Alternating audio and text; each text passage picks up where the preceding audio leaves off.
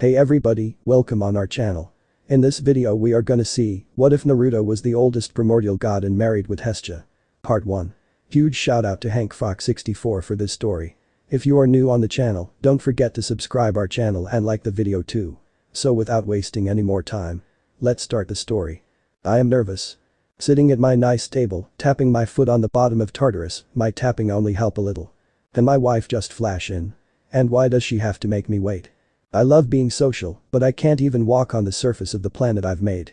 I wish I made everybody stronger so I can be around them without killing them instantly.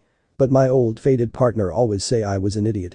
I miss you, my old foxy friend, and in my defense when Kami is that angry with you for erasing the entire universe and telling you to make a new one, you do it without thinking about the little details, I say with a thoughtful smile as I look at a potted plant in the corner. My goodness, my dear, please show up before I become insane. The new 10 tails, it's been a couple of millennia, maybe a little more than a couple, I thought, tapping my head. And don't forget I have the power of the universe behind me, I say with a heartbreaking undertone, because if I wasn't, I can live with my beautiful wife. Everybody always went fantastic power and strength, but in my case being a primordial will kill any near me. But down here I can at least hug my wife in her downtime. Before I can get depressed, a ball of fire pops in front of me, making me smile. I stand up smiling, hearing the odd sound of wood sliding against wood. I am truly happy to see you, Hestia-chan. And I happy to see you to Naruto-kun. She says with a small bow and an undying smile. She bows in a flirty flashing. I love it when she bows to me, or maybe that is just the power talking. I've been patiently waiting for you. I say with a sad smile, is everything okay up there? I ask in a worried fashion. It's not fine for a girl to see her husband. She asks with a happy smile, but I know the truth by looking into her eyes. Yes. And I know you too well, so what's up? I ask, smiling at my pun. As I smile, I motion to the chair on the other side of the table. Please sit, I have a feeling this will take a long time. Hestia shook her head instantly and said with confidence, no, can we take this to the couch? I don't want a table between us. I smiled and said flirty, you gonna sit on my lap again? She instantly blushes.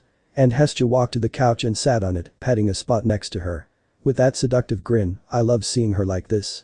Without thinking I flash on the couch and put an arm over her. So, what up? I ask with a smile. My brother.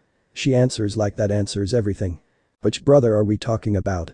I ask, but having a strong guess about one of them. Zeus, the thunderbolt was stolen, she said quietly. Hestia's tone gave me a strong feeling to hug her tightly, which I did. Oh, are you worrying this might lead to a civil war? She nodded slowly, putting her head on my chest, giving me a good opportunity to play with the hair. I see, I spoke. Yes, Naruto-kun, I don't want to see our family fight. She says, sounding like she might start crying. I started softly rubbing her head and said in her ear, and that's a reason why I love you. When I say that, I know she was blushing. Got any ideas? She asks nervously. You know I will love to help, but I can't go up on the surface. I know that, but I've been thinking about that. I can't help but smile, because she pushed her head off my chest and looked at me with love in her eyes. With that cute smile she always does when she has a plan. Please continue, I say, giving her my complete attention. I know you never have good control over your vast amount of divine power. It calls chakra. I say, not interrupt Hestia-chan, but please continue. I say, smiling, not wanting to get her angry, thinking happy wife happy life. But Hestia-chan rose her pretty eyes and says, I know that's silly. I laugh, I got to remind you every time you talk about what going on up there. I started pointing straight up. She smiled and worked herself on my lap. Yes. Hestia-chan begins, you never that great at split your poa chakra by yourself. Although she didn't sound confident, she said it slowly. Sounding unsure of herself. I tap my shin in thought, and after a moment of that, I smile and mumble, shadow clones, how did I forget about shadow clones? She smiles, I will leave it up to you. I think you are already having ideas of what to do next. Am I right, Naruto-kun? She asked, but by her tone, she sounded like she already knew the answer. Yep, but I can't believe I haven't thought of this yet. Shadow clones used to should be my specialty. I say dispersedly, but luckily my dear wife pushes her fists against my own. Hers is nice and soft, very soft. I'm an idiot for not thinking of this. Hestia-chan leans in and whispers in my ear, but you are my idiot and I think it is super cute. She finishes off giggling like a young girl and not the goddess she said she is. But in my eyes, she is still young. I hold her closer to me and smile. How long has it been? Too long, my love. As she said that, as I carefully slide my hands under her shirt and unhook her bra. I mumble, why do you ever need to wear a bar? I ask, seeing that beautiful area pop suddenly with the unhooking. She rolls her eyes as she attempts to unbutton my shirt. Isn't it obvious? You love taking them off, so I put them on for your enjoyment. I can't help but to blush. That is very sexy of you, but I wonder how long you will last this time. And I do love hearing you moan. And I can't help it, I love it when you have your way with me. I pull her shirt off her, and as I pulled it off, I say, let's work on that, she said as she shakes her head. Please be gentle, I'm opposed to being a maiden goddess, and I do have meetings I oppose being tomorrow. So, are you saying I can't make you limp? No fan, I say, pouting. Odds, you're too cute. She says, making her freest bounce for the fun of it. And of course, making me look in fascination. And yes, we got dirty. The next day. I open my eyes smelling beautiful smells coming from the kitchen. Yeah, I don't need to sleep, but who doesn't like waking up to Hestia cooking? I got up slowly, hoping that she is willing to one of those sexy night wears, or even better than just an apron. As I walk out of the living room, interrogation, it was a small home. I snapped my fingers and instantly put on clothes. I can't be walking around naked, right? Hi Hestia, I say. I let my eyes wander over her 19-year-old body. Sadly, Hestia is not wearing anything showing her an apron. But the t-shirt I have on yesterday and only at. So, I'm classifying it as a nightdress by how it looked on her. Good morning, Naruto-kun, and no Japanese suffix. Hestia says. I started obviously stealing at her soft legs. If you didn't remember, I called you that even before the Japanese islands were foam. Sorry, Hestia says, putting her hands on her hips, making sure that my shirt doesn't hide her outline. No problem, you are too cute to stay mad at, although don't align on that. She bows, smiling, trying to make me look down my shirt. Please, the mighty great one, please take my cooking as an apology. You must remember, I am only a goddess. I wave my hand, but before I can say your cooking is enough. Hestia went into a daze. I stood patiently, not wanting to break her out of it.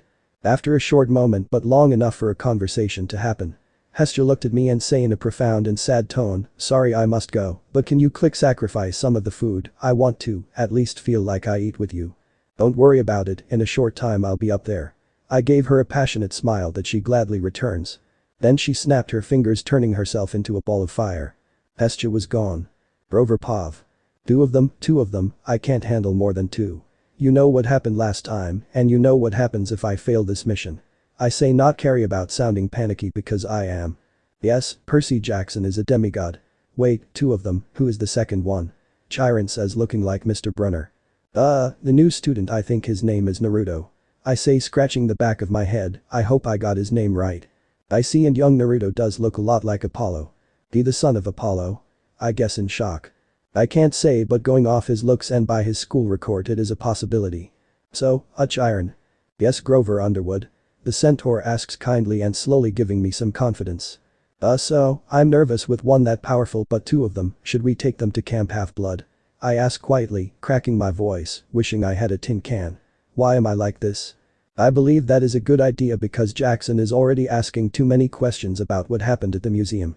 Chiron said with obvious regret, I will talk with Percy's mother, and for Naruto, I will use the mist. I nodded. Yeah, it might be a little odd for someone to go to school for like 2 days.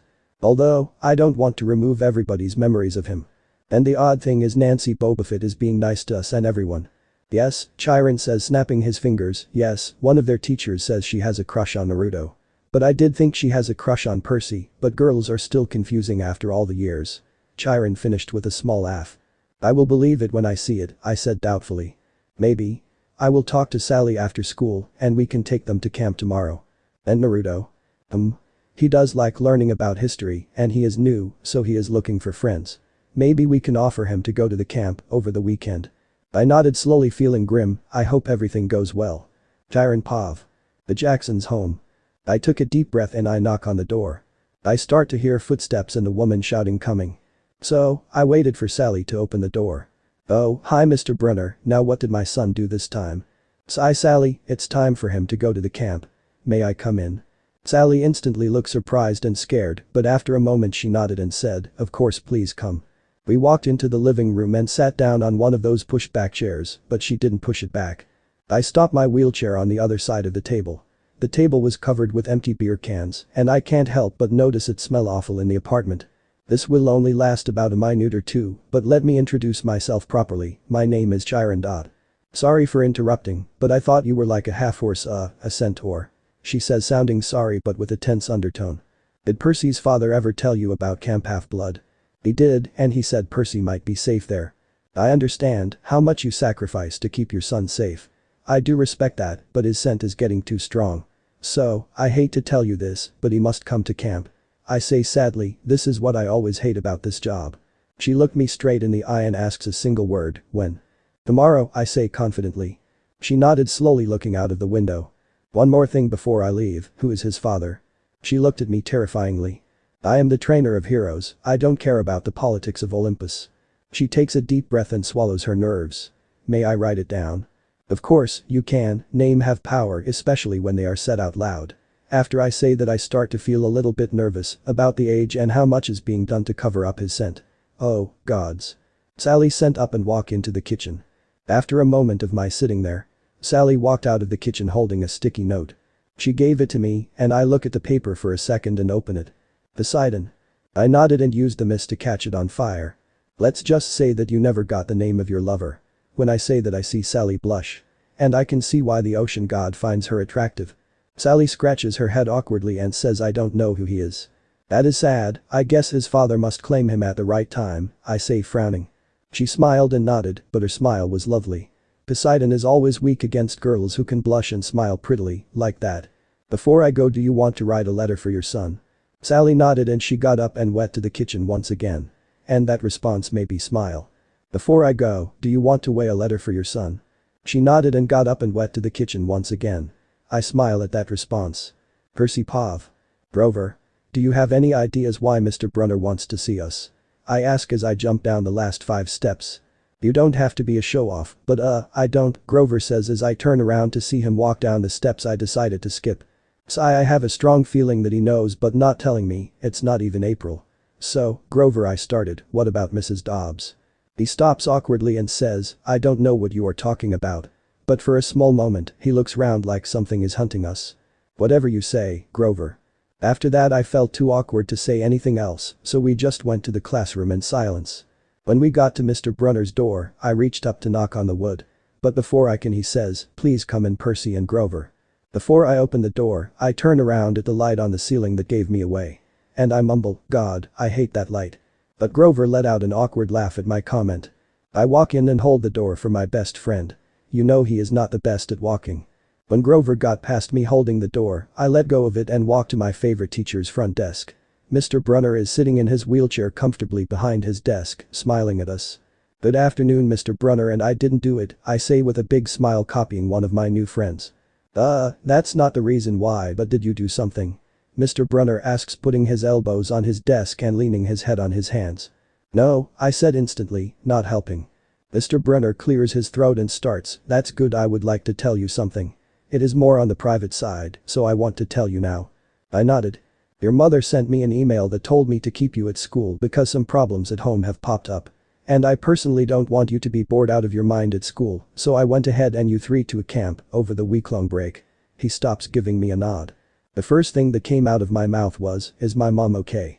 She is okay, you don't need to worry about it, Mr. Brunner said. That is probably the worst thing to say to a 12-year-old boy, telling them don't worry about something. So, with that thought, I felt a sense of panic coming from my stomach. Don't look like your mother is all fine, she just doesn't want you to be at home right now. She did say she will stop by at the camp for a couple of days. Jackson, the camp is next to the ocean. So, don't worry about it. My favorite teacher says seriously, and he even gives me his serious gaze. After a moment of thinking about it, I nodded and say I'm in. It's a win-win. I don't have to go home and see that man and my mom can get away from that man, it's great. Mr. Brunner opened his mouth to speak, but before he can say something he turned his head to his door and said, you may come in, Naruto. What, he didn't even look, God, he has spider senses. Naruto walks in mumbling something under his breath. The lights, I say helpfully. I know, Naruto said. Before you ask, you're not in trouble. Mr. Brunner says to the smiling Naruto. Yeah, Mr. Brunner, it's my second day and how can I be in trouble? He says smiling like he did nothing wrong. Yeah, Mr. Brunner responded quietly. And that response made me smile, Naruto knows how to have fun. Naruto then asks, so, why am I here? We would like to invite you to a summer camp. Mr. Brunner spoke. You know we're closer to Christmas than summer, right? Naruto said like he knows the in and outs to the universe's secrets. Mr. Brunner said, yes. It is mainly a summer camp, but they like to open during school breaks. Naruto nodded for a second and then say, cool, I always wanted to go to a summer camp or a break camp. He says with a big smile and in his eyes are shouting that he will have fun. When are we leaving? Grover asks, probably remembering he is also in this conversation. We can leave in an hour, or we can leave tomorrow morning, whichever you want. Mr. Brunner answered. Then we leave now, Grover responded. I don't like our beds. I like them, but my roommate is left, so I vote going now. And the nights always look pretty, with all the lights up in the sky. Naruto finished with one of those super happy smiles. Well, guys, thanks for pushing me in, but sure, I'm ready to pack, I say with a huff, but I must agree with Grover, the bed are uncomfortable. Mr. Brunner claps his hands together and says, okay boys, go pick up your bags and meet me in the office so I can sign you out. We all nodded and ran up to our rooms talking about if the camp played kickball or capture the flag. When Grover and I walk into our room, Naruto has run off to his own. I ask, hey Grover, you like talking about the camp, so what do you think I need to bring? Maybe a week of clothes, but they do give out t-shirts and stuff, Grover said quietly looking out in the hallway. Maybe just want to see where Naruto's room is. Cool, they give out t-shirts. I say in response, so a couple of days, so a random tasking of clothes. That sounds nice, Percy, but don't forget your underwear and socks, Grover says as he makes sniffing sounds with his nose. Yeah, I know, you didn't have to remind me. But he just smiled and said, like last time. That was different. I shouted at him, but then I noticed, are you going to pack anything? He laughed awkwardly, I've been there so many times, I have my own stack of clothes there. I nodded, focusing on getting my clothes and stuff in my backpack. In a moment of silence, Naruto said, hey Grover, is Percy ready, or is he already down there? I guess he's still packing up, Grover says, and I can feel his eyes on me. Naruto, I'm trying to get the zipper, but I'm ready. I use my inside shouting voice. I did that too, packing everything in my backpack, Naruto said. After that moment I give up on the zipper and just stand up picking up my backpack. The first thing I noticed is Naruto was smiling, which is normal for him, but he was blushing. Dude, you okay? Naruto responded quickly, oh it's nothing, don't worry about it. I nodded dumbly as I swing my bag on my back. So, let's go. My two friends who were blocking the doorway nodded and started walking to the stairs. I rolled my eyes, smiling, I sprinted after them. We walked into the office seeing Mr. Brunner signing some papers. Then Mr. Brunner handed the papers to the older student who were behind the counter. She took the papers smiling and said cutely, thank you. She took a moment to look at the papers, making sure everything was filled out and signed. She nodded and looked at Mr. Brunner, then slowly looked at us. The older student said, don't forget to study at camp, yeah, the exams are a month away, but don't forget about it. She looks back at our teacher and she gets a nod from him. I smiled at the scene. Luckily, I didn't bring anything to study with me. Mr. Brunner looks at us and says, you are all ready to go. We all nodded. Although I think I heard Grover mumble something like, nothing wrong happening yet. We walk out of the school under the lights of the stars. Mr. Brunner makes his way over to the van he loves talking about. The van was parked directly in front of the door. The question popped up in my head, and maybe on second thought it is kind of rude to ask, but I did anyways. Mr. Brunner, how can you drive your van if you can't use your legs? He started laughing a little. Then he says, I don't use my legs to drive, everything I needed is at the steering wheel. Oh, that cools. I say in awe. Thanks, Mr. Brunner said in response, fun fact, Franklin D. Roosevelt drive around like this. And Percy, how many years was Roosevelt in office? I shrugged, was he in office for 4 terms? Sue, and he didn't make it to his last year, Sue 15. Mr. Brunner shrugged in response, I recommend study your study guide until it is second nature for you. I will. I ask. Then Grover, let your friend here borrow your study guide. Mr. Brunner says to my best friend with a small smile. Yes, Mr. Brunner, I will, he said, looking at me like I'm the one who forgot something. Naruto finally spoke up, finishing looking up at the stars. And I get it, I grew up in the Big Apple. It's a nice night. Grover looks up and says, I agree, but I will rather look at some beautiful trees. Naruto laughs, maybe, he said. I was about to speak up, but Mr. Brunner beat me to the punch, kids get in the back seat and I will drive. Since Grover was closer to the door, he opens it and get in firsts. Then me, and then Naruto, who was mainly stars gazing. When the car started moving, I realized something terrifying. I took the middle seat. Grover elbows me in the ribs when we get on the highway, I'm going to sleep, it is a long drive. I nodded. When I open my eyes, I see I am in my apartment sitting on the couch in the living room. I look around and my vision is motion blurry, making me feel sick. I hear an order muffle sound coming from the door.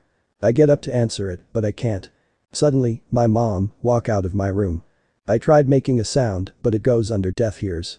I tried making another sound, but she continued walking to the door.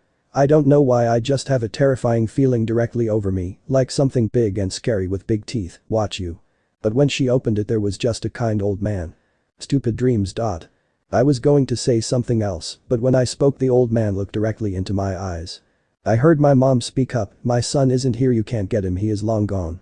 Mom said, somehow holding up a golf club. The old man grabbed her wrist and the club dropped to the ground with a thud. Then, I hold a scream, layer with pain. Even more layered than the times Gabe hit or slapped my mom. I tried getting up again, I just want to do something. I want to help my mom. Mom starts shouting out courses and with the free hand, she starts punching the old man in the knees. But the old man just laughs at my mom, he speaks in a kind and polite tone, "We know Perseus Jackson is not here, this is just plan B." My mom turned to golden dust. Trust me, I try to scream out at the old man. But nothing came out. The old man looks at me in the eyes again and smiled. "Wake up, Perseus Jackson, make your death fun for my friend. Naruto Pav." I woke up, my ninja senses were tingling. "Hey, Grover, I just got a bad feeling about something." He looks at me awkwardly, most likely thinking about what to say. After some time of hearing the calming sounds of the car driving on a road, Grover finally started sniffing his nose. Good, he is using his head.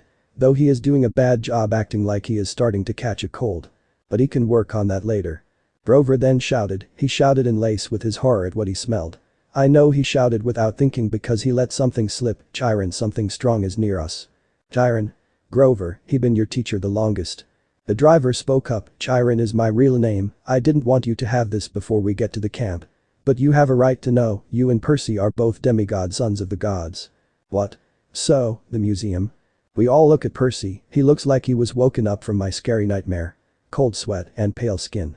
Yes, how long will you wake? Grover asked, sounding scared. I can't blame him, yeah, he is 20, but his horns haven't even grown in. Before Naruto woke up. Grover nodded, but before anyone can say anything. Something loud sounded like a boom, and the world started spinning. When I came to. My head felt out and muffled, I wish I can draw more of my power, but no. Shaking my head, letting my hearing come back to me. Our driver Chiron is not in the front seat, although I can sense him being outside. I can't see him because the van is upside down. I bet Chiron's shooting arrows at it to slow it down. To buy us time. He can't kill monsters if they are not attacking the camp or for the Olympics itself. Are you okay? Grover shouted. Yeah, I'm good, but my head is just pounding. Percy shouted back at the question, he sounded scared. I'm fine, but we need to get out of this van. I shouted as my vision cleared up. Grover, good plan, Naruto. He shouted, maybe his hearing is muffled. Percy, I began, is the pain constant or going in and out like the tide? Constant, but it's starting to fade away. Percy shouted. Good, you might can sleep it off, I shouted back, knowing he is a demigod, so he needed to sleep it off. As I shouted, I unbuttoned my seatbelt, letting my body fall to the van ceiling. I position myself, getting ready to kick the window so I can get out. But before I can kick it, a horse's leg kicks it for me, shattering the glass like it was butter. Thanks. I shouted, climbing out of the window. As I got out, I looked up, seeing a half man and half horse, or also known as a centaur. I gave him a nod of thanks. When he gave me one in return, I turned around and helped my two friends out of the broken window. I look up at Chiron and ask, what is the plan? Wait, that is the Minotaur from those Greek myths, Percy says, sounding like he got any cushion. Percy, don't say his name, names have power, Grover says, something like he might start crying. The Minotaur starts sprinting with his mouth wide open, ready to bite down on us. Luckily for us, Chiron has experience fighting these monsters. And he shot an arrow directly into the Minotaur's mouth, making it stop to pull it out. Chiron demanded, ran to the camp line, you will be safe there. Grover said in a shaky voice, follow me. I stand up, helping Percy stand up, hoping he isn't wobbly. He gave me a quick nod. And said, I think I'm good, let's go. Then he nodded to Grover. Grover turns around and started running, and we follow him. We started sprinting up a hill to a massive tree that felt like a girl. I mean, as a girl. As we spent up the hill, I can hear behind me the fighting. Technically it's not a fight, Chiron is shooting an arrow at the Minotaur, making him angrier and angrier. Painter Angler keeping the Minotaur on Chiron and not on us. So, we made it to the camp. As we passed the tree girl, Percy fainted. I carefully lay Percy on the ground. Then as I check his heartbeat, I look up at the fighter beat down. Chiron is fast and has a bow and knows how to use it. The Minotaur has arrows in his eyes and his knees, so not a fun day for the Minotaur. I smile a little at the show. I can't help but think about when I first got married. The routine was to work on my domains. Go home and watch your beautiful wife doing her home duties. Maybe why that who all her domains are with the home. Then after sex, and then repeat. But when I wake up. And I learn Hestia-chan ran off to help her brothers and sisters, and then my only company is a potted plant. But now I thought smiling. Before I can continue thought a girl sounding 12 says quietly, "Oh I see." Then she shouted, "Chiron, they are in the camp boundaries." The moment the last word pass over her lips. Chiron stops and pulls the bow all the way back and shot the Minotaur in the head, turning it into golden dust. Before I can continue thought a girl sounding 12 says quietly, "Oh I see." Then she shouted, "Chiron, they are in the camp boundaries." The moment the last word pass over her lips. Chiron stops and pulls the bow back and shot the Minotaur in the head, turning it into golden dust. Naruto Pav. "Naruto, please follow me to the big house," Chiron spoke as he walked past. "Chiron?" The girl with the gray eyes said. Chiron stops in his trot and turns around. "Yes, Annabeth, what do you need?" His tone sounded like he already knows the answer. "May I show the greenies around and help out?" "Of course, you can follow us as well," he said with a simple nod and his bow disappear in a flash of light. Gulai mumble, "This will be fun." The half-horse and half-men smiled at me. I smiled in return. We once again start walking to the oversight building that is popularly called the big house. When we got on the wooden patio, Chiron spoke up, "Annabeth, can you make sure that Percy goes to the medic bay?" The gray-eyed girl nodded and turned around and started walking toward the group of campers that are carrying Percy to the big house. I look at Chiron hoping he will go into the story behind that. Ask around. "Why are we going to the big house? You have already told me everything in the car." "Yes, we told you about the gods, but you need to meet the camp director, Mr. D." "Great, I'm meeting a god already, my chakra hasn't stabilized yet." Hope the god is too lazy or doesn't care enough to double check. We walk into the big house. "Naruto, meet Mr. D." He introduced me to the only person in the room. Mr. D, the god, has a card deck in front of him and sits back smelling a glass of red wine. He looked like he doesn't want to be there. I kind of felt sad for him. Because I must set in Tartarus a little after the Titan's golden age. But my only company is the man himself, and when my wife can find time to sneak away for a bit. And the monsters, they were too afraid to say hi. But this god sitting in front of me felt young, like super young. A cute baby who can't even control his godly powers. I smiled and said, "Good to meet you, Mr. D." Mr. D says, not looking up, too busy with his wine cleaner, determined. "Nope, and before you ask, I grew up in an orphanage. So, I have no idea if my godly parent is a god or goddess." The god of look up at me in surprise. "What? Did I say something?" "No, you the first kid in a long time, know it, women can cheat too. So, good for you." Mr. D finished taking a drink from his glass. I nodded dumbly, having no clue of what to say, so I say thanks. The god laughed. "You want to play a game?" he asked as he picked up the deck of cards. "Chiron, pull up a chair." "I have to warn you, my luck is amazing," I say as I sit down. "Naruto, your luck doesn't matter when you're going against a god with centuries more experience than you." Out of the corners of my eyes, I noticed Chiron look shocked. "Let me guess, millimeters a D as in Mr. D, and you look like you are enjoying yourself with that glass of wine. So, it is a pleasure to meet you, Dionysus." That was my guess when I walked in, but if I say it straight too many questions will pop up. He sat there for a moment looking above my head, then he mumbled, "I would have thought, but you don't have gray eyes. The god of wine and pleasure, an odd domain for you, but you know how to party." Chiron spoke up, "You not going to ask what Mr. D meant?" I shrug, "Nothing happened, so why should I worry about it?" Chiron spoke up again, "Before you start giving the underage boy some drinks, I did promise Annabeth to show Naruto around the camp." Dionysus nodded at the half-horseman, "Okay, Brett, you can leave." I stand up and say, "Dionysus, you owe me a game." He nodded and I calmly walk out smiling. Maybe, Hestia was onto something, I'm gotten to meet my family. Walking out of the big house and on the patio. The girl, who I can guess is named Annabeth, is sitting on the step, reading what only looks like a textbook. "So, Annabeth, I heard you going to show me around the camp." She gave me a hand wave. And absent-mindedly bookmarked the page she was reading on and closed the book. "I'm Naruto Uzumaki," I say, answering the hand wave. But she laughs. "I already know your name, if you remember. Chiron said your name in front of us. But it's nice to meet you." I smiled at her, at least she didn't rudely say she already know it. "Is Grover okay?" "Where is he?" I ask for my friend. "Oh, Grover, he is in a meeting with the Nature Council." Sound fun." Annabeth stands up quickly and says excitedly, "I know, I always want to watch." I raise my hand in the universal sign of surrender, and I couldn't help but smile at her excitement. The young image of Metis flashes on Annabeth's face. I smiled at the image and say, do you mind showing me around the camp? And 3. Right, she said as she turns around and start walking. The layout of the camp is super simple. This side of the river has the big house, the volleyball courts, and the art and crafts. The camp made up of demigods has a volleyball court. This is a summer camp, and the girls of Aphrodite want another excuse to strip down in a bikini. She says with venom. So, no volleyball tournaments. Yeah, but we don't play it that seriously. But if you want to play with them, be my guest. And over there is the art and crafts. She says pointing at a huge building with a smokestack. Let me guess, we make weapons. Yes, but the Hephaestus children do. It is too hot for anyone who is not a child of Hephaestus. Do I put in an order? I ask, I already have a weapon for monsters, but it'll be cool if I can get a shield. Yes, you can, but it will cost you a couple of favors. When we were walking over a bridge she asked randomly, claim or unclaimed? Unclaimed. God or goddess? I'm an orphan, I say sadly. And are the children of the wisdom goddess gonna be like this? She looked at me for a second, oh, sorry. I smiled at her, don't worry about it, you didn't know. And in front of us is the lake house, she says pointing at the building directly in front of us. Let me guess, we fish and go canoeing. Yes, it is one of the activities, but it's not my favorite. I nodded.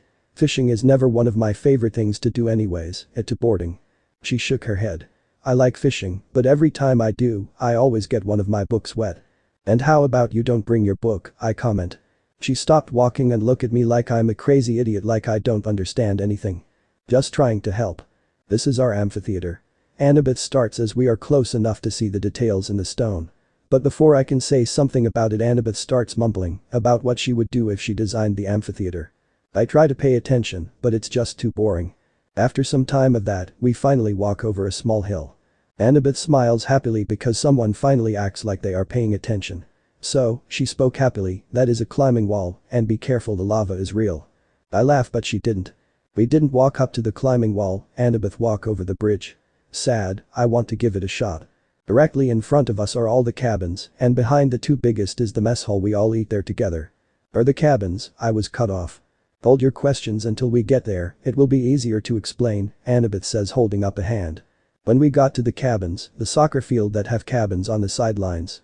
There were 12 of them, and they all look unique and awe-inspiring.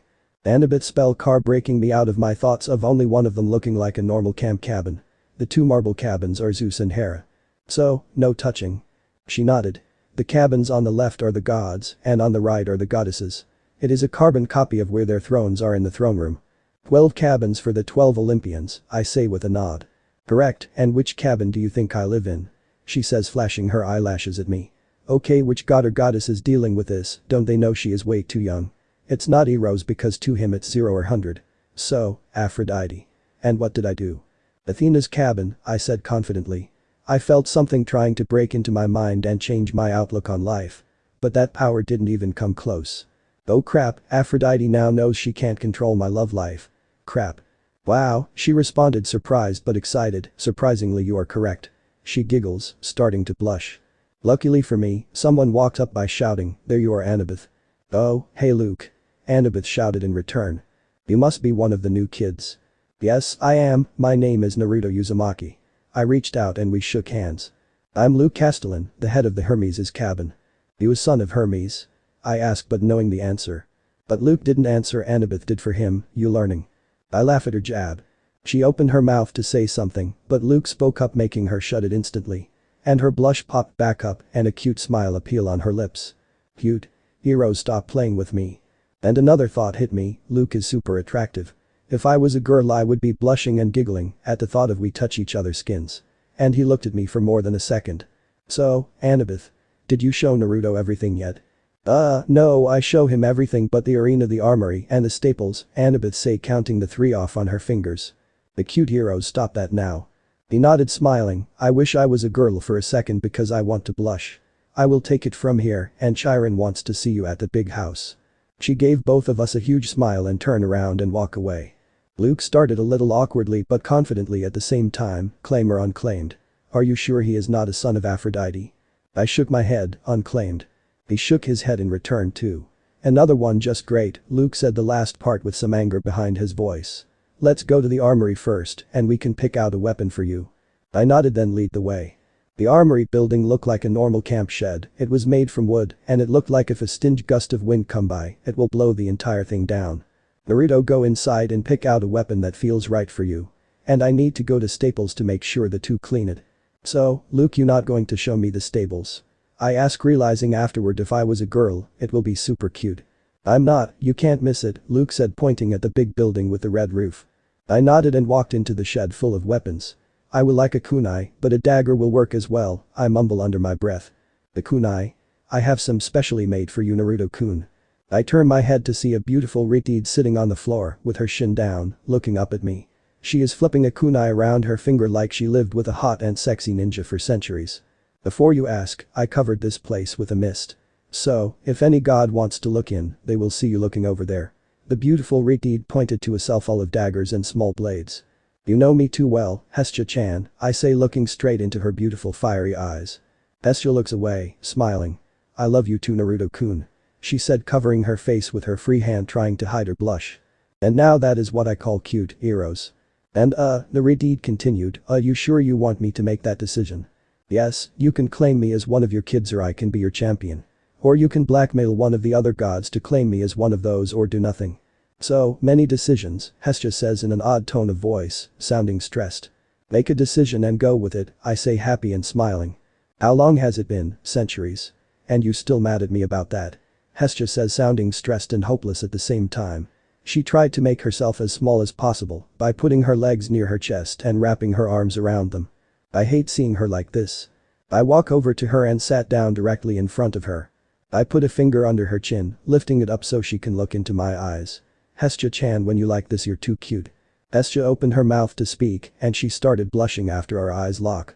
She knows what I'm about to do. I lean in and kiss her on the lips. Instead of speaking word, my Merried moans from the kiss. And I can feel her sadness and depression disappear in that instant. Hestia-chan, my Merried beauty, always loves to be kissed on the lips. Hestia opened her mouth to speak and she started blushing after our eyes lock. She knows what I'm about to do. I lean in and kiss her on the lips. Instead of speaking word, my Merried moans from the kiss. And I can feel her sadness and depression disappear in that instant. Hestia-chan, my Merried beauty, always loves to be kissed on the lips. Percy Pav. I opened my eyes expecting that I might be in a hospital or something by the wreck. But I felt weightless, in a sense I was floating. So, I'm dreaming again. Am I going to dream about my mom being kidnapped again? Wait, I'm a demigod now, so demigod dream. Did that happen? All those myths say that heroes do have visions. Where is my mom? Is mom okay? Before I can continue or have a heart attack, a door opened and then I notice I was in a room, a beautiful large room with people. The person I focused on is the only man in the room, other than me. But this man felt strong and powerful, and I want to run away and hide. He felt strong, but he looked older, like in his 50s or late 40s. His hair was wide and cut short, he has a well-grown build. He does look old, but he looks strong and powerful, but his eyes look yellow, maybe by natural light coming in from the windows. The two women walk into the room. The one that walks in first, well, I can't help but blush. The woman has long and beautiful orange hair that is bordered on red. Her skin is darkly tin, she definitely loves being out in the sun. Unlike everyone else who is wearing those old-timing ancient robes, she has vines growing all around her body, the vines are leaving nothing to the imagination. Even though she is showing off almost everything, she still has an air of confidence. The nasty thought popping my head, Smiley Gabe would definitely buy a messing with her on a front cover. But the nice thought is she feels motherly and kind. And that made me smile, pushing out that vomiting douching thought from my mind. The other woman walked in behind the orange Merried. Is a woman with black long hair, wearing one of those Asian dresses. But unlike the other woman, she looks sickly and on the brink of death. She looks so young, maybe in her 20s or something, it kind of made me sad about how sickly she looks. It's a pressure to see you. How may I help you? The man spoke, walking up to them.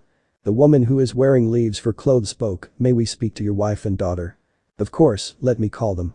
He even closed his eyes for a second, and after a long moment, a bright light flashed before my eyes, making me shut them tightly. When I open my eyes, slowly see flashes of lights in my vision. I see a woman who is definitely the mother and the wife of the smaller girl who looks like hasn't been to kindergarten yet. The mother looks, of course, motherly.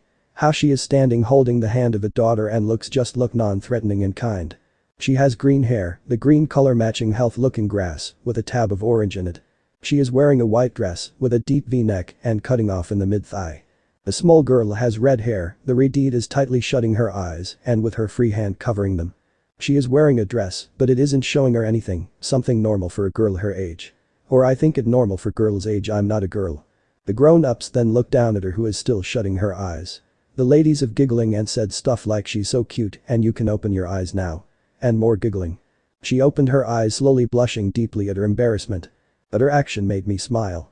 After a long moment of these ladies trying to make themselves stop giggling, they pat her hand. They stop. But it looks like they can get in another giggling fit. Or at least trying to, because the Redeed looks like she might die by embarrassment. Why do you want to see my wife and daughter? The man spoke up, getting the room's attention. Getting straight to the point and no small talk, I thought we were family. The woman who is wearing a plant stated sadly, but she was joking. Sorry, the man said, you stop by in my free time. The sickly woman spoke up, we can come back later, but it will only take a second. No, please stay because we are family. And he got a smile from his wife by saying that. The sickly lady spoke up again, he is my son, so I want to make the proposal. The mother nodded, smiling like she knows and like where this is going. I don't know how you say this, but I would like my son whispering to marry your firstborn daughter, whispering. The man, the father of his daughter, shakes his head and is about to say no, but his wife steps in shouting, we will love to accept your marriage opposed, with your son. She says, smiling like the world can do no wrong. Honey. His wife gave him a death glare and make him shut up. And I'm over here wanting to run away from him. She turned around to the other woman and asked, how are you making whispering getting married? That simple whispering owed me a favor and he always has a thing for Redeeds. For an instant, the mother looks sad about the mention of Redeeds. And the main reason is by the end of a decade I will have faded. When the sickly woman spoke that everyone looks at her, everybody looks surprised. Even the Redeed looks up for the very first time in shock. I opened my eyes, even though I thought I had my eyes open. And saw I am in an entirely different place. Looking to the side, seeing my favorite teacher and a much older blonde boy. Mr. Brunner says when he notices I was awake, Luke, go get Annabeth. When I blink again, Luke was gone. Naruto Pav. We both separated slowly, wishing we can do more. Hestia-chan spoke softly and sexy to my ears, you got something on your chin. Hestia-chan says, putting her hands under my chin and cleaning whatever it is with her thumb. Hestia-chan then put her entire thumb into her mouth and pull it out slowly with a soft moan. My experience screaming out is saliva. Most likely it's because I was using my tongue. When she finished her moaning, I asked, do you like it? No, I love it. Sadly, you better flash out, I don't want Luke catching us. And it will suck being caught making out with a goddess on your very first day. Hestia blushed crimson, thinking of something entirely different from what I said. But Hestia-chan cute, so cute when she gets jealous. She clears her throat and covers her face with an open palm. But I can see she blushed even more as she says, then can you tell me why Aphrodite got super excited and ran out of the throne room? She asked innocently, but her smile screamed pain. Oh, I begin slowly, Aphrodite, figure out that she can't control my love life. Okay, idiot, you know what she does to people she can't controls. She makes every girl in love with them. And she sits back and watches the fireworks. And I think when she shouted that, I have never seen her face gotten redder in all these millenniums. And I think you remember the agreement the council made to Aphrodite when something like this happens, Hestia-chan said, looking dazed and a bit nervous, but in my eyes, she looks even sexier. I shook my head, sighing, I think of something. Hestia leaned in and kissed me on the lips and flash out. A second later, after the light died down. I heard the door open, Naruto. Are you still alive in here? I smiled, picking up my kunai. Yep. I shouted, but I did have a couple of close calls. I stand up, flicking one on my finger. Wait, is that a kunai? Luke asks, unsure what the weapon call. I smiled, it is. I kinda wish you get something a little longer, Luke says awkwardly. I shrug, I just have a feeling. Luke nodded slowly and say slowly, I see. I nodded as I walk out of the shed full of weapons. I gave Luke a big smile, in a strong feeling to blush. But I hold that feeling in and say, so the arena now. Luke smiles evilly and says, don't get beepy. I shrug, I just have a feeling. Luke nodded slowly and say slowly, I see. I nodded as I walk out of the shed full of weapons. I gave Luke a big smile and a strong feeling to blush. But I hold that feeling and say, so the arena now. Luke smiles evilly and says, don't get beepy. Naruto Pav. Walking out of the shed into the bright sunny afternoon. It will be fun fighting someone like today. Your smile, do you have any fighting experience? Luke asks, looking behind at my smiling face. Yes, I do, so you better don't underestimate me. He laughs, and I hate to admit his laugh is cute. Good, you got lesson 1 down, lesson 2 is don't underestimate your opponent. Oh? Are you challenging me to a fight? I ask, but it's sounding like a demand, but by my short height, and if I was him, I will think it's cute too. So, he laughed. He sighed as I ran up next to him. I guess I can give you a showing. Then what are we waiting for? I shouted as I started sprinting to the big stone building where everybody learned how to fight in the camp. I walk into the arena, I see a bunch of kids training and fighting each other in spars. At least add half of them, the other half look like they don't even want to be here at all.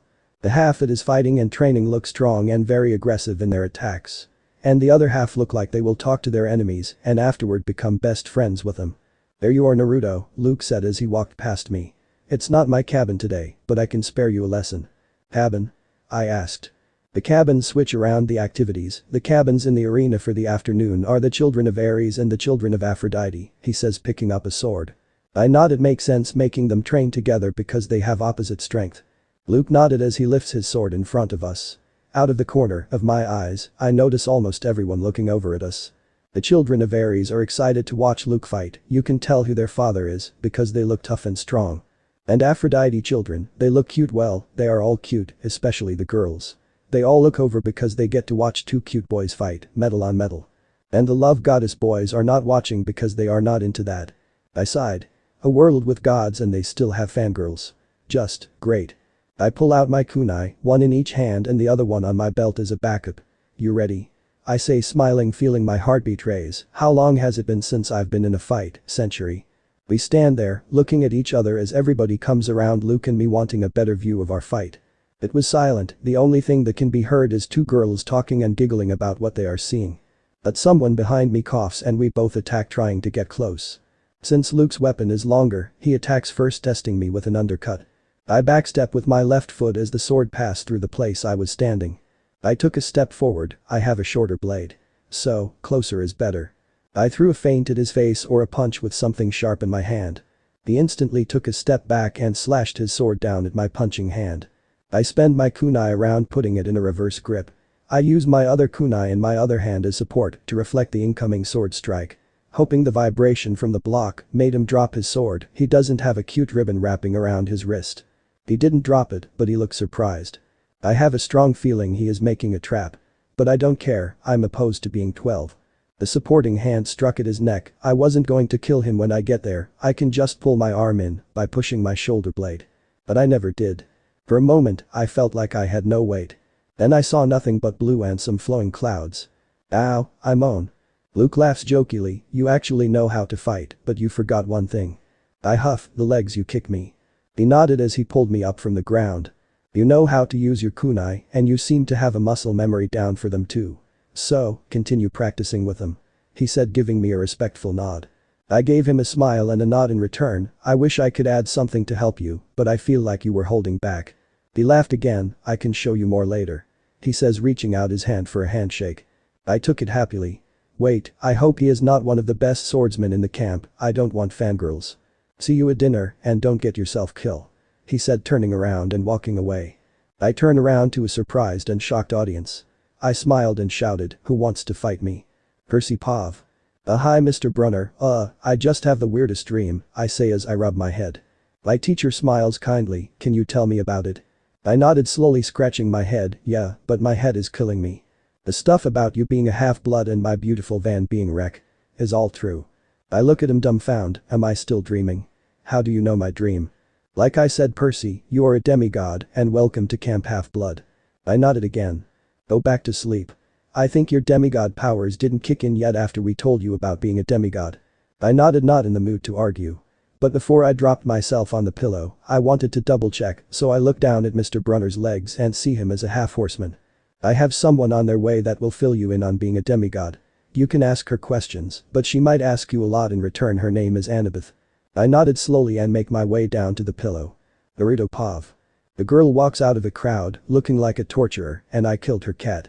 In other words, she looks at me like she will give me the most painful death possible. I smiled back at her. How about you introduce yourself? I'm new. Kind, she said, wrinkling her nose.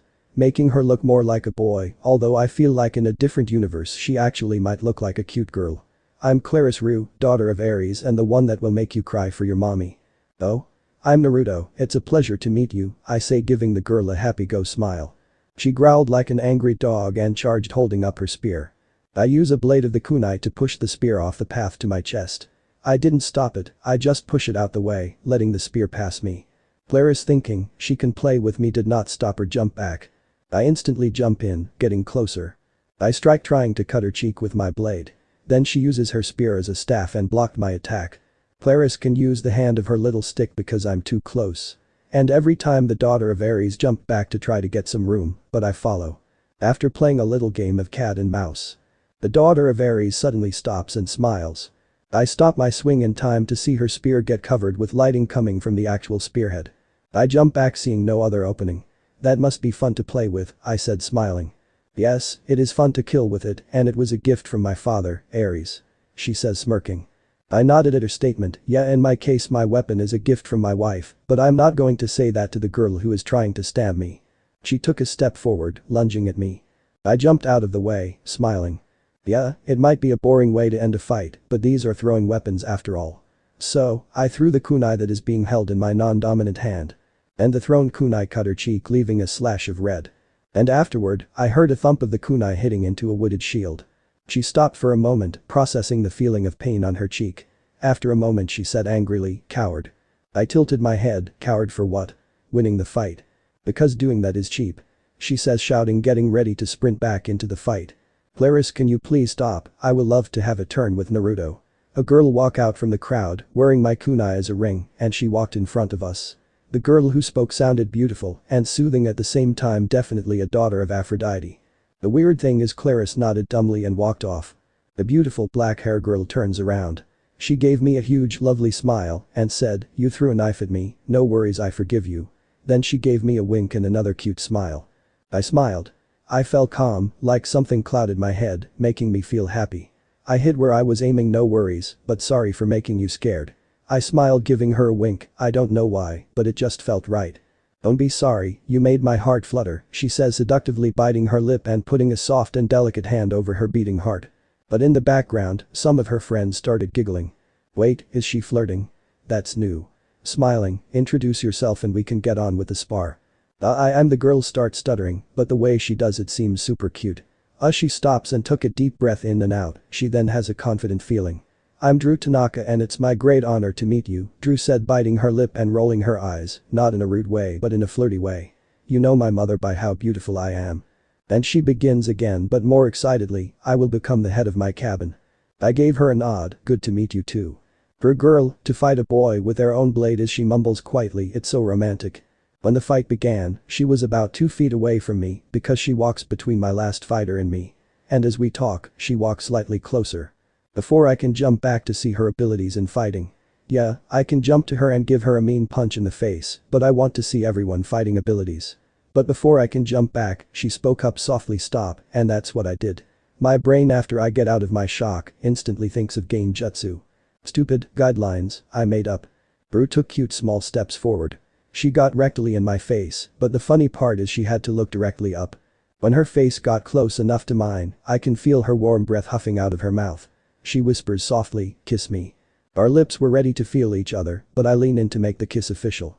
I don't know why, but my mind was clouded. The only thought rained loud is I want to kiss the beautiful and hot girl standing in front of me.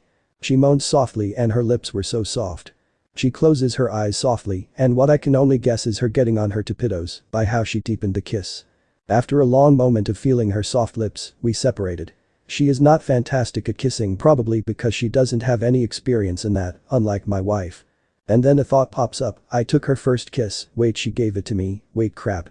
She looked up at me softly, utterly red in the face. She looked shocked and surprised, licking her lips absent-mindedly. She mumbled quietly, "Gods, one hell of a first kiss." She smiled, "Do that again at any time you want. I promise I will never bite." She whispered seductively in my ear. I blink. What just happened? I know Hestia is hitting her head and hating herself for liking what she saw. Hestia did have a weird mother, after all. The cloud started to blow away. Drop your weapon and surrender, Drew said nervously, realizing she kissed someone in front of 2 cabins. I blink and it didn't drop my weapons. I said drop your weapon and surrender, she said quickly, realizing she is losing her effectiveness over me. But this time, instead of jumping back, I go in for a punch. But before I can hit Drew, she dropped down on her butt and with a loud eep as she dropped down, I surrender, stop, she says quickly with her hands up and no kunai around her finger. You know you want to win if you hold the kunai up to my neck before or after the kiss. Oh, I didn't think of that. She says softly, more to herself than anyone else. I reached out a hand and help her up and I said, then work on staying focused on your tasks and your talkie spell thing is good. If I am you, I will work on that. She took my hand in the way that only ladies do and I pull her up, noting how light she is. Wait, you weren't mad about me using charm speak on you? Oh, that's what it is called. What I have seen is it's quiet and effective. Why will I be mad? Her and I was fear for a reason. Thanks, she mumbled quietly. Hey, Naruto, are you claiming? A much older girl shouted, walking out from the crowd. I shook my head and said no. She giggles, no worries, what I have seen you will be claimed soon, and since you're not claimed, I will love it if you joined our team to capture the flag. I scratched my head, I'm new, introduce yourself please. She giggled again, sorry, I'm Selena Borgard, daughter of Aphrodite, and I am the counselor of Cabin 10. I smile, what are the teams and who are you playing against? She smiled happily, knowing I bite the bait, we are going against Athena's, Apollo's, and Hermes' cabins. I nodded. Drew once again spoke up, hating to be out of the spotlight. We are fighting with Dionysus, Demeter, Ares, and Hephaestus, most importantly us as the Aphrodite cabin. Drew finished with a big smile. Let me think about it, I'm still meeting people. The two beauties both smiled. Then Ares shouted, what you mean you most important, y'all never do anything. Then chaos happens. Selena sprinted out trying to keep the campers from killing each other. Leaving me alone with Drew. I asked, does this normally happen? She nodded, yeah, but I don't want to break my nails. You might want to check them again. I said, laughing at her look when she realized. Short nails are good for fighting, they don't break. So, you like girls with shorter nails? She asked looking up. I guess so. She smiled, good to know. Percy Pav. Wait, your mother is a goddess. Don't be sexist, seaweed brain, goddess can cheat on their husband too, she said angrily like I'm the problem. I raise my hands up and surrender. What happened when she first walked in? She was so happy and upbeat. What happened? So who is your mother then? Athena, goddess of wisdom. Naruto did say she was one of his favorites. What? Why? She asked, starting to blush. It sounded like that happy mood was like when she first walked in. I don't know, he told me that after he spent the entire lunch period talking about how to do a pincer movement. I say, not wanting to talk about it, it was boring and confusing. Her mouth dropped and Annabeth froze up looking like she is thinking hard about something. Annabeth, you okay? I ask slowly, thinking I might have broken her. After a moment she blinks and says, sorry, Athena is also the goddess of war strategy. Then you must be really good at war strategy or something. She nodded happily, yep, I am the daughter of Athena. Yeah, I say, feeling something odd in my chest. I never put any thoughts into who is my father, but now I want to know. Oh, look at the time, she said looking at the clock. I promised my cabin mates that we'll talk about strategy for the next capture the flag, so I need to hang out, Annabeth says walking out of the room.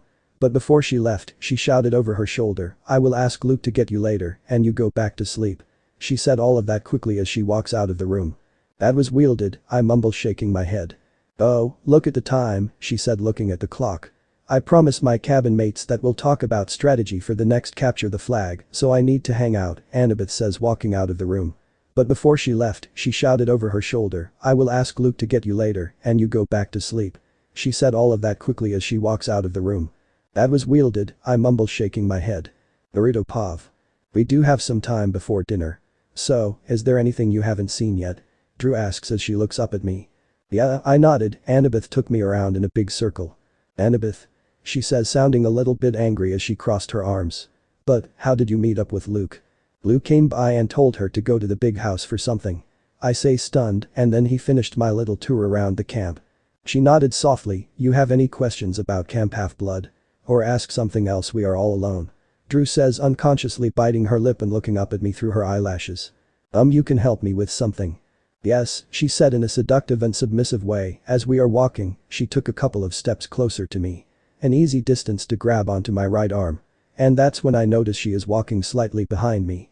She continued in a hussy whisper, ask anything, and that will be my demand. I blush lightly thinking back to when I first met my wife. We both knew one day soon we will be married. So, we didn't go around the bush about thinking the other is attractive. Hestia said almost the same thing as that when we first met. Now when I think about it, is the first time someone looks at me without fear in their eyes or without getting on their knees and starts worshipping me. Actually, on second thought, Hestia did get on her knees and start worshipping. But that was only after we got into a bathroom, the best meet and greet ever. And that dress slips off so easily. Naruto. And a girly giggle. What you thinking about? I blink a couple of times. Seeing a black hair girl standing in front of me, slightly bent over with her arms behind her back. She is looking straight up into my eyes, with a cute tint of red on her upper cheeks. What? Did you say something? She smiled. I ask, what are you thinking about? By the way, you just stop walking, and your cheeks turn red. I know you thinking of something dirty, and then she leans forward, much closer, and whispers the last part, I hope I was in it. Oh, I started awkwardly, scratching my head. Oh, you remind me of someone. Someone? She asked, smiling. Who is the special girl then? I shook my head. Get your mind out of the gutter, you are like 12. She laughed cutely. You are 12 too, and last time I checked, girls mature faster than boys. So. So what? I asked demandingly, making her shut her mouth obediently, blushing crimson. The weird thing is I somehow like that look on Drew. I mentally sigh, my sensei teaching remains. Why did they hype me up for the craw? Even the old hag liked the idea, they are all insane. Now I sigh for real, let's take a couple of steps back. She nodded, still looking down. You can point out the cabins, I did see them, but I don't know what god goes with which cabin. She smiled, knowing so. Are you saying you want me to show you my cabin? I want you to show me all of them, but sure. Bruce smiled hugely. She then grabbed my arm and pulled me to the cabins. She follows me out of the arena so she can take a nap before dinner. But now, she is dragging me to each cabin. We walk in the gate and turn to the right to the goddess's slide. Bruce drags me over to the one that looks girly. With an elegant blue roof and pink curtains. This is the Aphrodite cabin. I can say it is the prettiest and cutest out of them all, and for you, it is open at any time. She says as she moved her to hold to my hand as we both stand there looking at the beauty of Aphrodite's cabin. I didn't fight back or pull my hand away. How soft and delicate her hand felt, like Hestia when we first got married and a couple of centuries after. And that one, she said happily, and a hint of shock and surprise. She pointed at the one covered in vines and grapes. That one is Dionysus or Mr. D. Wait, isn't Dionysus a god? Why is he on the goddess's side? I ask, wondering what the answer is. She smiles awkwardly, no clue. Thanks, you're super helpful. You're welcome, she says happily with a huge smile. Can you get on with it? I already met this guy. She nodded. Okay Naruto, follow me. We walked past a cabin that reminded me of the moon and was made entirely of silver. This is my least favorite goddess, so no introduction. I nodded. You are a daughter of the love goddess, I bet you guys don't get along. Yeah. Brew lightened her grip on my hand, but I felt too sad to pull away. She then says, going through a massive mood change, the Athena cabin is one of my favorites. What makes you say that? All the cabin looks the same, but they have their own unique look. She looks up at me and smiles softly, having gray eyes are so hot. I guess you're right, I say, looking into her shiny eyes. I know I'm right, and everyone sees them as smart too. Yeah, but it's a lot of pressure to keep that act up. Drew hummed questionably. What about the cabin with the tree growing from the roof? Drew pouted. That's Demeter's cabin. Thanks a lot, and what about the next one? You want to get rid of me? The girl asks, but it sounds more like a flirt or a joke. No, it is getting dark, I think, by now you are getting hungry. She looked down at her stomach. Thanks for reminding me. You're welcome. Okay, the next one with the purple door is Hera's cabin, and before you ask it honorarily. And it a little bit show for my taste. And the next is the king of the gods, Zeus's cabin, she says, rolling her eyes. I kind of get it, Zeus goes around having sex with everyone he wants. To a girl or woman that would be insulting, but I would have thought a daughter of love might be okay with that. Guess not.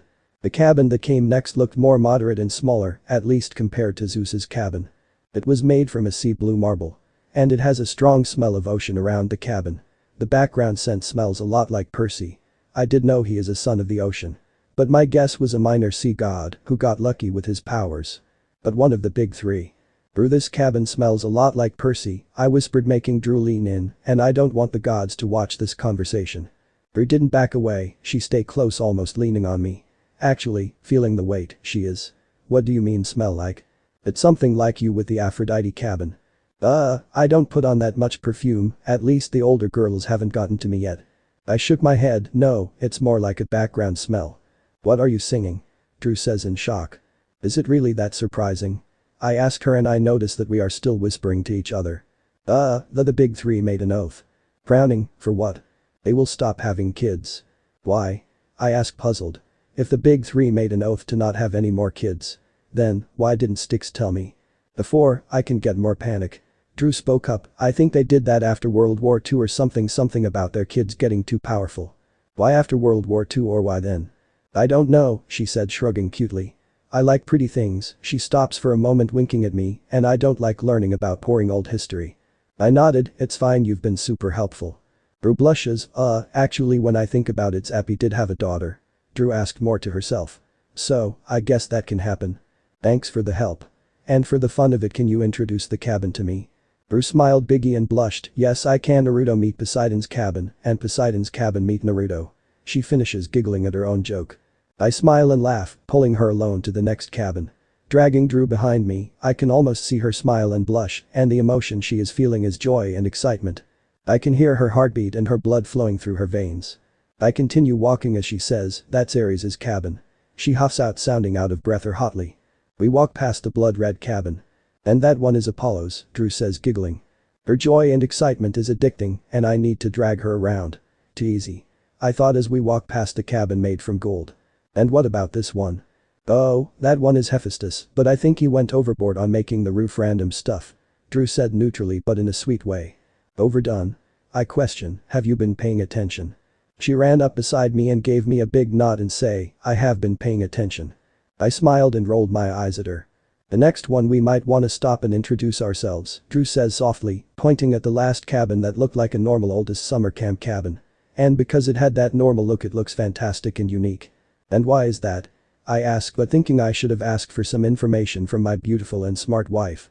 Oh, since you didn't get claim yet, you are gonna be sleeping there, but don't worry like my cabin leaders said you will be claimed soon. She says quickly like it is a mouthful. And why is that, I ask. Hermes is the god of travelers, so he allowed everyone to sleep there or something. I smile again you are so helpful, I say to the now grinning girl. It's my pleasure, she says blushing cutely. Now dragging me to the normal-looking cabin. Hey what are you two doing here? Someone shouted behind us. Bruce stops and waves with the hand that I'm holding or she also holding my hand too. What's up Annabeth out for a walk? Annabeth asks, are you opposed to be training with your cabin and Ares' cabin for the afternoon? Yes, I am, but when I learned that Naruto did not get a proper showing of our beautiful camp, I can't help but help him. She said finishing off with a cutely wink to Annabeth. Annabeth looks frustrated and confused at our hands. I am never good with girls, but I can guess from my old sensei teaching that she is jealous. But for what? Annabeth begins cutely, Naruto can you go and introduce yourself to Hermes' cabin, I will love to talk with your chauffeur. Okay then Drew and Annabeth don't try to kill each other. I say smiling, turning around and letting go of her hand. I guess I was holding it in a way. Annabeth Pav. We both stand there watching the blonde walk up to the cabin and knock. And someone answered it and let him in, and he nearly fell down by the magic in the doorframe labeling him not a son of Hermes. Well, that one hypothesis threw out of the window, I mumble quietly. Naruto and the one who opened the door both laugh about it.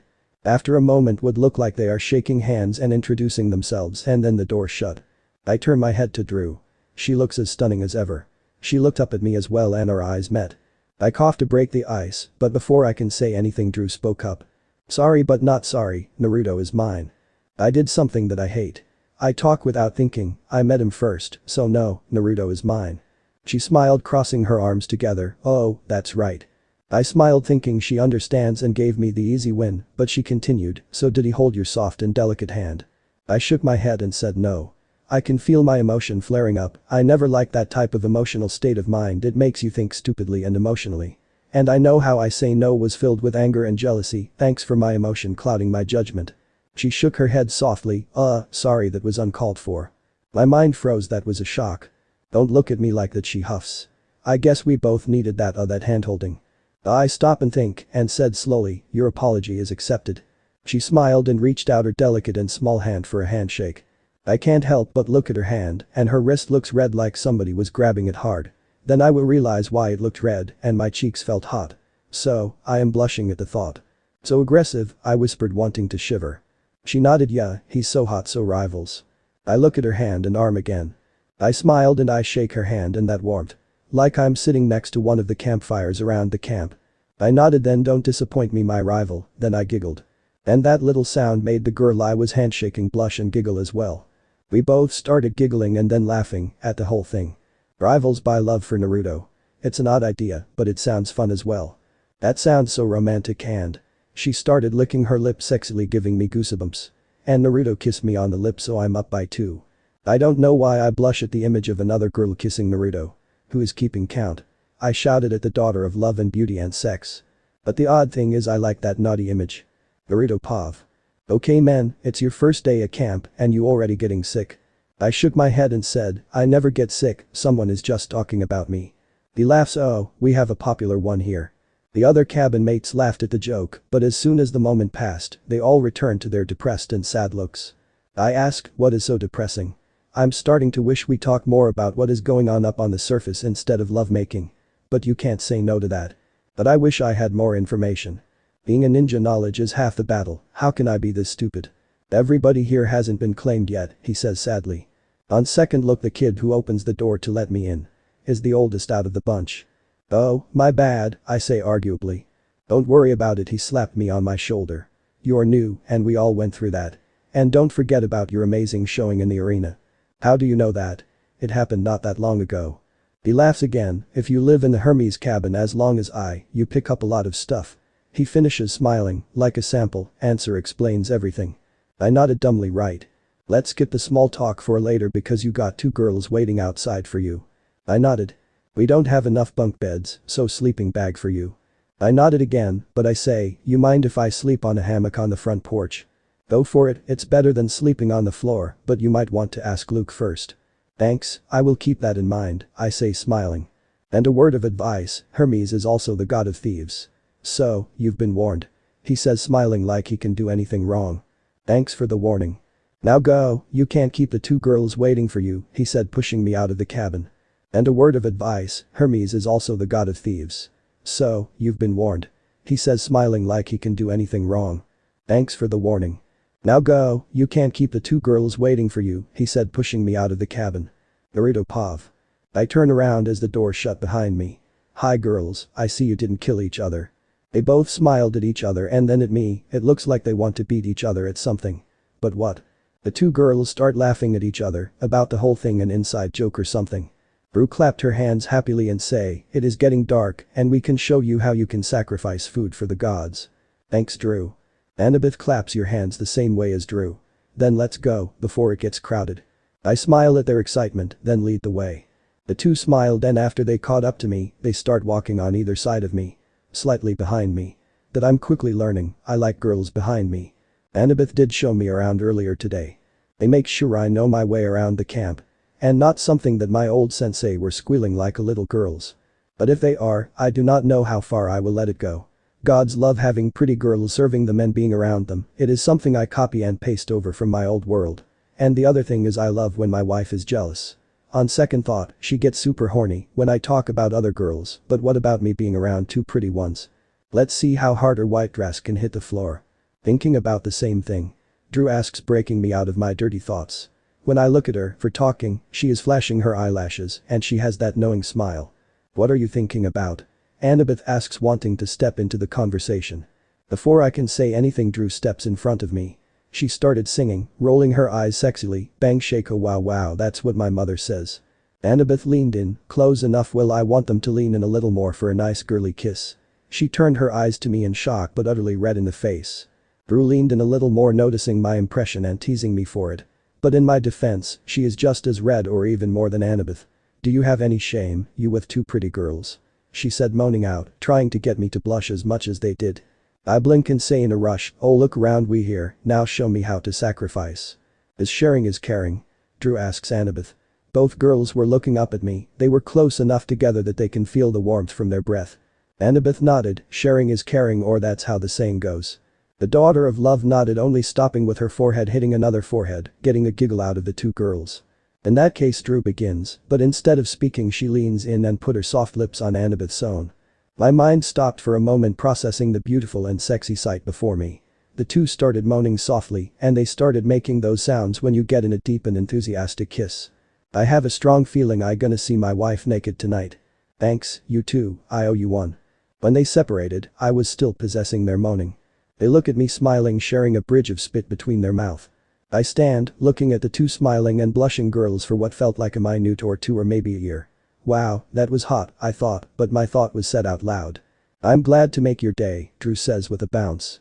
And I felt my face heating up. The two girls started giggling cutely at my reading face. I smiled, rolling my eyes. Annabeth clears her throat and was still red in the face. I think it is a good time to show him how to sacrifice our food to the gods. Hein, Drew said, dropping her shoulder in defeat. I was having fun. Annabeth elbows the black hair girl in the ribs and wisps something in her ear. The first thing Annabeth whispered was, "Patient stops acting foolish." Then she started speaking so fast I couldn't keep up, even the person she was talking to looked confused. I smiled, the entire thing looked super funny and cute. Annabeth. Are you giving me a headache? Let's just show him how to sacrifice. She said, sounding more defeated than before. Huff. Sorry, I got ahead of myself, Annabeth mumbled under her breath. It actually super simple, you just pick out your favorite foods. Drew says excitedly, and then you throw some of it in the fire. She said, smiling, looking over her shoulder as she covered her plate with a bunch of cupcakes. I laugh, you going to get fat eating that many cupcakes? She giggles and bites her lip up at me. I play too much fireball with my sisters to get fat. Aphrodite's kids never get fat, girls will always have a beautiful bikini body, Annabeth commented helpfully. You're just jealous, Drew says, smiling, shaking her hips as she picks up her plate covered with cupcakes. I am not, Annabeth say, taking a step closer like she wants a little repeat of the little kiss they shared. The daughter of love picks up a mini cupcake and put the entire thing in her mouth. With 3 of her fingers in her mouth, she hums at the taste. Drew's eyes are staring straight into the beautiful gray eyes of Annabeth. I am not jealous of you, she said in a demanding tone. Before the catfight can get started, I spoke up by saying, what next, ladies? I say, smiling, getting both of their attention and their blush. They both stare at me with shame in their eyes. The entire thing is cute, yes, my wife is super cute, maybe even more than the two. But her cuteness is bordering on sexiness. Then I blink and somehow, we end up in the bedroom with some of our clothes missing, but this gives me a warm feeling in my chest. I like the feeling that makes me feel happy and bubbly inside. Sorry, then you take the food to the fire and bond it to the gods, Drew said dreamily, still in her little cute days. Oh yeah, Annabeth added helpfully, just think of the god or goddess you want to sacrifice to, and you can even make a prayer to them. I smile as I walk at a fire, good thing I have both of you to explain all of this to me. Thanks, Naruto-kun, that warmed my heart, Drew says, bending over slightly and putting her delicate hands over her heart. Kun? Annabeth asks, tilting her head. Drew straightens up, shrugging, I don't know, it's just felt right saying that, it might be a daughter of Aphrodite thing. Both girls look at me with questions in their eyes, hoping I have the answer. Kun is a Japanese suffix that girls use to call their boyfriends or their crush. That's so interesting, Naruto-kun, Drew says in a high-pitched squeal. I know, Drew-chan, I say back after Drew shut her lips. Annabeth then elbows her in the ribs, but Drew smiles at the action, holding up 3 fingers like she is winning the war. Naruto-kun, Annabeth started, feel free to use chan at the end of my name too. I nodded slowly. Are all girls this weird now? Sure thing, Annabeth-chan. She instantly smiles bigly, in complete victory, like she invented a new weapon that will change the tides of the war. But she got a cute laugh from Drew-chan, making Annabeth-chan frown. Then after a moment, they start looking at each other challengingly, but it looked playful. Like they are going to start making out again. I didn't say anything, deep down I want to see them kiss again. After a moment of their faces and lips getting closer, they back away quickly, with their backs to each other, blushing. Sorry, they both said at the same time. I shook my head slowly with my eyes still on them. Now can we burn our food? Oh. Let me go first, Drew shouted as she jumped in front of Annabeth. Drew, do you know there is a thing called a line? She says, angry, but it was a playful angle. Yeah, but I want to show Naruto-kun how to sacrifice to the gods, Drew said with a happy-go giggle. Annabeth shakes her head and covers her face with one of her hands. Thanks. So, Naruto-kun, what do you want to do? It is pick up one of your best cupcakes and throw it in the fire, thinking of the god or goddess you like my mother. She says with a wink, if you sacrifice to her, she might help you out with your love life. Drew says, winking again, licking her lips and getting some of the icings.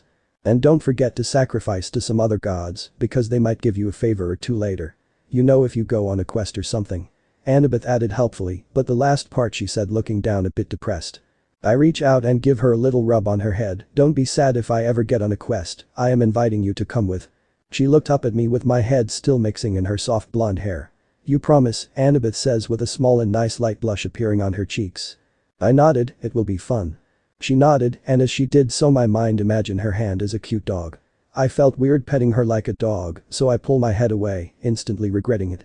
Annabeth hell looks like she hasn't washed it in some time, but it is unbelievably soft. So, Naruto-kun and Annabeth-chan, when you finish up your lovely flirting and your sacrifice to the gods, we can sit down next to the bonfire. Drew said, cutely smiling at the both of us. Annabeth walks up to the burning fire and pushes half of the plate into the fire using her knife. May this sacrifice reach my mother and the other Olympians. She whispered as I started smelling steak and tasting carrots and corn. The feeling made me smile as I walked up to the fireplace, which is a part of my wife's domain. When I looked down at the flaming fire, I felt a little bit worried. I had to sacrifice to the gods, but a god sacrifice to another god is noticeable. At least more noticed than having a good taste in your mouth and feeling good. I smiled and I pushed half of my plate into the fire just as Annabeth did. Hestia-chan, my love, please give this sacrifice to the Olympians. And sorry for making you jumpy for the next couple of hours. Annabeth say happily, awesome, you did it like a pro. I smiled at the smiling gray eyes girl. Naruto-kun, come over here, we can eat on these rocks, Drew shouted from the other side of all the wooden tables. Yeah, a good idea. We can't eat together because we're not in the same cabin, but this idea actually good for a daughter of Aphrodite. Annabeth says smiling, starting to walk over to the now waving girl. I'm going to get seconds on cupcakes before my cabin mates arrive, Drew said elegantly as she walked over to the table covered with food, shaking her hips with every step. Girls like to tease after all. She's so lucky, everything I eat I have to burn off, Annabeth says with a huff and a sigh. Yeah, so unfair, she will never get fat, and you are super smart, there is no competition. I say jokingly, getting a laugh from the smiling girl. Yeah, but what? I ask. I want to say sorry and just read books all day. You look fit and super well tanned, she blushed as I say that, but I continued. By looking at you I would have thought you are a girl who loves being outdoors. She shook her head hard, still blushing up a storm. Don't get me wrong, I am an outdoors girl. She says, giggling softly.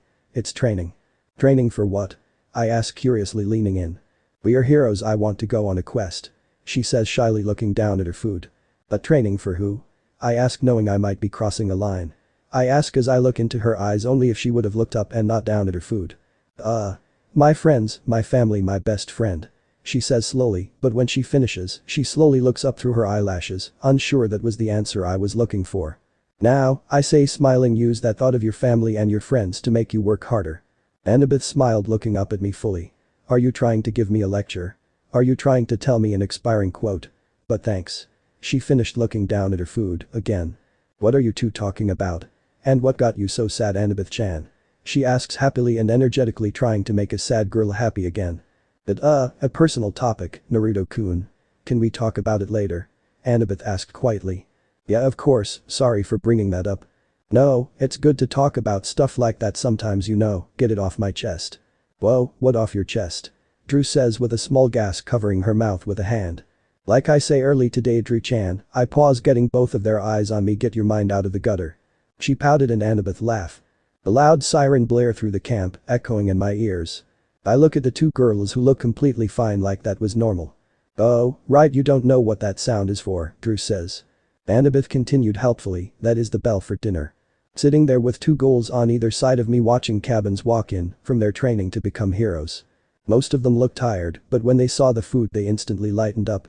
Annabeth and I are calmly finishing up our plates. Drew-chan was shoving her mouth with cupcakes like they can all fit in that tiny thing. Did you decide to join us for the capture the flag game? Drew says, leaning and flashing her eyelashes subjectively like she is leaning in for a kiss. What, but I want him to be on my team, Annabeth says, leaning over me and getting in the face of Drew. Drew smiled like she already won. If you want to show him how smart and cunning you are, and the best way to show him, that is to beat him in a game, right? She says, sweetly stroking her ego. I don't want him, you can have him. She said almost instantly back, your team needed help anyways. So, kind of you, Annabeth-chan, she said, giving me a cutely wink unnoticed by Annabeth.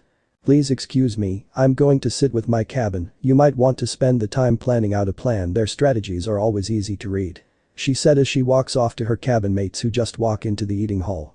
Lucky for you I am the only team you can join now. She said with a happy giggle, it's gonna be so much fun being behind you, I mean fighting with you. That's unfair, taking my option away from me like that. She smiled, tapping her cheek, you forgetting your own lesson to the daughter of Ares. I smile at the girl saying, well played, well played. Oh, thanks. I try my best. Drew says arrogantly, doing a couple of jokey bows while she's still sitting on the rocks next to me. It did make me blush a little, an outside watcher might think she's doing something else. End chapter. So this part ends here. If you want to see next part of this series, like the video now and share the story with your friends. Bye bye.